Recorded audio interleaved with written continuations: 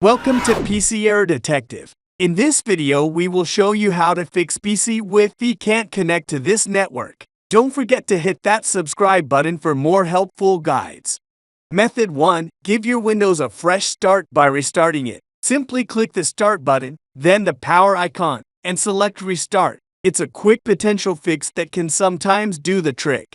Method 2. It's time to forget your Wi-Fi network and start fresh. Click the Wi-Fi icon in the system tray, locate the troublesome network, right-click it, and select Forget. This can help your PC reconnect properly. Method 3.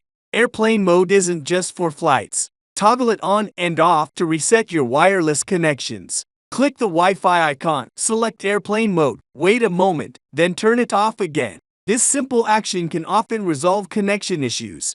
Method 4. Let Windows help you troubleshoot. Click Start, type Troubleshoot, and select Troubleshoot Other Problems. In the Settings window, find Network Adapter and click Run. Follow the prompts and see if the troubleshooter can fix the Wi-Fi woes.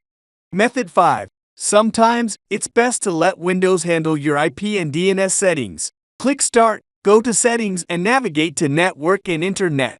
Scroll down to Advanced Network Settings. Click Network and Sharing Center, and then right-click Wi-Fi to choose Properties. In the Wi-Fi Properties window, double-click Internet Protocol version 4. Ensure both Obtain an IP address automatically and Obtain DNS server automatically are selected. Then confirm with OK. And that's it. Thank you for watching and see you in the next video.